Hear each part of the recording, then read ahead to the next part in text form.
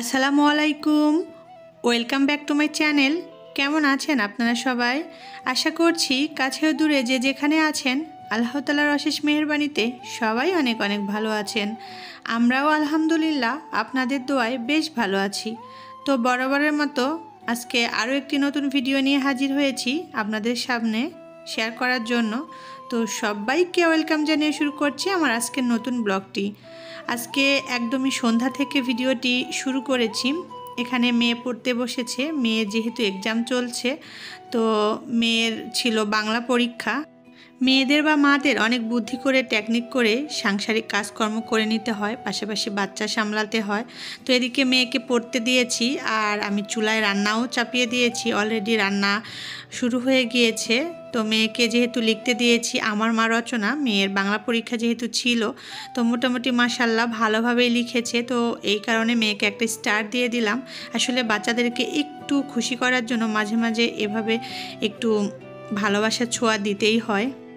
যদিও আজকে লেখাটা খুব বেশি ভালো হয় নাই, কারণ ও একদমই লিখতে চাচ্ছিল না, যেহেতু টিউশনে গিয়ে পড়ে এসেছে, পড়তে বসবে না। তারপর আমি আবারও লিখতে দিয়েছি, এই কারণে একটু মনটা খারাপ ছিল, যার কারণে খুবই দ্রুত লিখছিল, এই জন্য লেখাটা খারাপ হয়েছে।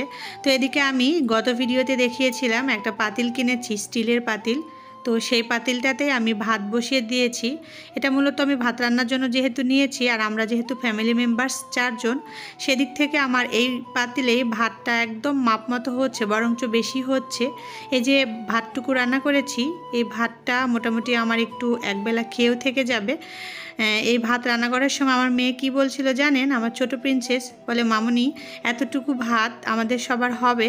তো আমি বললাম, যদি না হয় আর কি করা, তুমি খেয়ে বাঁচলে খাবো, আর না হলে তুমি খাবা না, আমরা খাবো।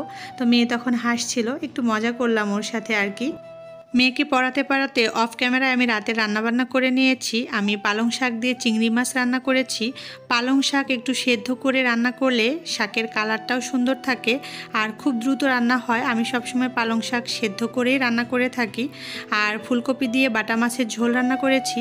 ফুলকপি একটু সেদ্ধ করে ভেজে নিয়ে রান্না করলে যেমন শটা শটা আস্ত আস্ত থাকে, তেমনি দেখতেও সুন্দর হয়, কোনো মতে ভেঙে যাওয়ার সম্ভাবনা থাকে না। আর রান্নাটাও বেশ মজা হয়েছিল, ওর বাবা অনেক খুশি হয়েছিল আজকের তরকারিটা খেয়ে। আর এখানে যে পাতিলে ভাত রান্না করেছি, ভাতটা রান্না করে আমি ভীষণ মজা পেয়েছি। পাতিলটা যেমন দেখতে সুন্দর হয়েছিল, তেমনি ভাতটাও রান্না দারুণ হয়েছিল। আর স্টিলের পাতিলে ভাত রান্না করতে খুবই ভালো লেগেছে, কারণ ভাতটা তলানিতে একটুও লেগে যায় নাই, পাতিলের সাইডে একটা ভাতও লাগে না, এমনকি একটার সাথে একটা ভাত জোড়া খায় নাই। একদমই মুড়ির মতো ঝরঝরে ভাত হয়েছে। আর ঝরঝরে ভাত আমার ভীষণ পছন্দ, আমি নরম ভাত একদমই খেতে পারি না। তো আপনাদেরকে একটা টিপস দিতে পারি, সেটা হচ্ছে এই ধরনের স্টিলের পাতিল কিনে আপনারাও ভাত রান্না করতে পারেন। ভাত রান্না যেমন সুন্দর হয়, স্টিলও স্বাস্থ্যের জন্য অনেক পরিমাণে হেলদি। শীত যেহেতু চলে এসেছে আর শীতের জন্য স্কিন প্রোডাক্ট তো কিনতেই হবে, তো সেগুলোই কেনাকাটা শুরু করে দিয়েছি। অলরেডি ওর বাবাকে বলে এগুলো কেনা হয়েছে। তো এখানে 2টা শ্যাম্পু আনা হয়েছে, আমার জন্য একটা আর মেয়েদের জন্য একটা। আসলে আমার চুলটা যেহেতু ক্যারাটিন করা, এই কারণে আমার চুলে আলাদা শ্যাম্পু ইউজ করতে হয়। 2টা ফেস ওয়াশ, একটা হচ্ছে মেয়ের, একটা আমার। মেয়েরটা হচ্ছে মিল্ক ফেস ওয়াশ, আমারটা পন্ডস।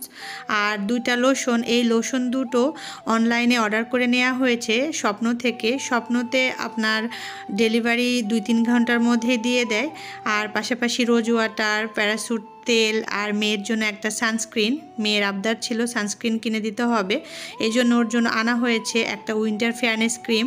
আর আমার জন্য চুলের একটা মাস্ক, এই যে লরিয়াল ব্র্যান্ডের, মানে হেয়ার স্পা বলে যাকে, এটা আমি চুলে ইউজ করি শ্যাম্পু করার পরে। এটা আমার চুলের জন্য খুবই দরকারি, যার কারণে এটা আমি ব্যবহার করে থাকি।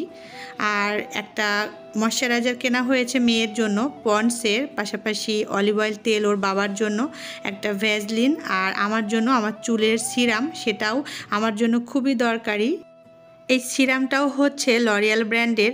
আর পাশাপাশি দেখতে পাচ্ছেন 2টা আতরের বক্স, আতরগুলো দেখতে অনেক সুন্দর ছিল। আর এগুলো অনলাইন থেকে অর্ডার করে ওর বাবা নিয়েছে, অনেকগুলো একসাথে নিয়েছে, কারণ মেয়েরাও ইউজ করে। সত্যি কথা বলতে এই আতরগুলো দেখতে সুন্দর হলে কি হবে, আমি কোনো মতেই এগুলোকে ইউজ করতে পারি না, কারণ এটা আমার খুবই অপছন্দের। কারণ আতর বলেন, পারফিউম বলেন, সেন্ট বলেন, এই ধরনের কোনো ঝাঁঝালো গন্ধই আমি নিতে পারি না। আর এগুলো যদি কেউ ইউজ করে আমার পাশে থাকে, এমনকি আমার বাসায় আসে আমার পাশে শয়, তাহলে আমি তার পাশে থাকতে পারি না, একদমই আমার কেন জানি বমি বমি ভাব চলে আসে। আর এটা ইউজ করে আমার কাছে আসলে আমি তো সেখানে খাবারই খেতে পারবো না, যার কারণে আমি কোনো ধরনের পারফিউম বা আতর ইউজ করি না। ওরা বাবা মেয়েরা ইউজ করবে বাইরে যাওয়ার জন্য, যার কারণে আনা হয়েছে। তবে দেখতে ভীষণ সুন্দর ছিল, আমার তো বেশ ভালো লেগেছে। গন্ধ নিতে পারি বা না পারি, দেখতে তো ভালো লাগছিল। পুরনো বছর শেষ হয়ে নতুন বছর আসলে যেমন মানুষের খরচটা বেড়ে যায়, তেমনিভাবে শীত আসলে মানুষের অনেক পরিমাণে খরচ বাড়ে। যেমন আপনি শীতের পোশাক কিনতে হয়, পাশাপাশি স্কিন প্রোডাক্ট কিনতে হয়, এগুলো তো বেশ একটা খরচ হয়ে যায়। আর স্কিন প্রোডাক্ট তো শরীরের জন্য বা স্কিনের জন্য লাগবেই, হেয়ারের জন্য লাগবে, হেয়ার প্রোডাক্ট আর কি, এগুলো ইউজ করতে হয়। বাচ্চাদের জন্য হলে তো আরও বেশি লেগে থাকে, বিশেষ করে মেয়ে বাচ্চার জন্য। তো এদিকে আমি এই যে এখন ওগুলোকে বের করে নিলাম, নিয়ে আমার গাছগুলোকে একটু পানি দিয়ে নিচ্ছি। এগুলো যেহেতু ইনডোর প্ল্যান্ট, ঘরে যে গাছগুলো রাখা হয় সে গাছের গোড়াগুলো খুব তাড়াতাড়ি শুকিয়ে যায় এবং পানি দিতে হয়, পানি না দিলে গাছের পাতাগুলো নেতিয়ে যায় আর ধুলাও পড়ে যায়। মাঝে মাঝে স্প্রে করতে হয় বা গোসল করাতে হয়। এগুলো একটা টিপস বলতে পারেন, ঘরে গাছ রাখলে সেগুলোকে কেয়ার করতে হবে, পানি দিতে হবে, পাশাপাশি পাতাগুলোকে পরিষ্কার রাখতে হবে। তাছাড়া পাতাগুলো চকচক করবে না, তেলতেলে ভাবটা আসবে না। সুন্দর রাখতে হলে অবশ্যই পরিপাটি বা পরিচ্ছন্ন থাকতে হবে। ড্রেসিং টেবিল সুন্দর থাকে কিসে বলুন তো? সাজানো গুছানো আর পরিপাটিতে। বিশেষ করে বিভিন্ন ধরনের প্রোডাক্ট এখানে রাখলে দেখতে যেমন সুন্দর লাগে, তেমনি গুছাতেও ভালো লাগে। তো এখানে আমি রোজ ওয়াটার বা আরও যেগুলো ধরনের প্রোডাক্ট কিনেছি সেগুলো রেখে দিলাম। রোজ ওয়াটারটা বেশিরভাগ আমি বা মেয়ে টোনার হিসেবে ইউজ করে থাকি, আর যে সানস্ক্রিনটা মেয়ের জন্য নিয়েছি এটা মা মেয়ে দুজনে ইউজ করতে পারবো। এটা স্কিনের জন্য বেশ ভালো মনে করছি, ইনশাল্লাহ। জানি না কেমন হবে, ইউজ করলে বুঝতে পারবো। আর রোদের জন্য বা চুলার কাছে যাওয়ার জন্য সানস্ক্রিনটা তো ত্বকের জন্য খুবই জরুরি, যেটা আমরা কম বেশি সবাই জানি বা ইউজ করতে পারি। এটাও একটা টিপস, আপনারাও চাইলে এই ধরনের সানস্ক্রিন ইউজ করতে পারেন রোদে যাওয়ার আগে বা রান্না করতে যাওয়ার আগে। কম্বলগুলো যেহেতু বেশ অনেক দিন আলমারিতে তোলা ছিল, এ কারণে একটু গন্ধটে ভাব চলে আসে, আর রোদটাও অনেক ভালো বের হয়েছিল। এই জন্য আমি একটু রোদে দিয়ে নিলাম, ঝেড়ে ক্লিন করে তারপরে এখন বিছানায় ভাঁজ করে রেখে দিচ্ছি। যতই পরিষ্কার করে রাখি না কেন, রোদে না দিলে সেই গন্ধটে ভাবটা থেকে যায়, যার কারণে অনেক সময় শরীরে চুলকানিও আসতে পারে।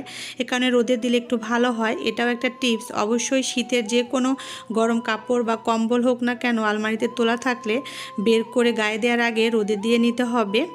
আর আজকের ভিডিওতে আমি দৈনন্দিন কাজকর্ম একটু টিপস আকারে আপনাদের সামনে শেয়ার করেছি। আসলে আমি যতটুকু জানি বুঝি ততটুকুই আপনাদের মাঝে তুলে ধরার চেষ্টা করেছি। জানি না আপনাদের কাছে কেমন লেগেছে, আশা করছি অবশ্যই ভালো লাগবে। তো সবাই ভালো থাকবেন, সুস্থ থাকবেন, আমাদের জন্য দোয়া করবেন। আল্লাহ হাফেজ।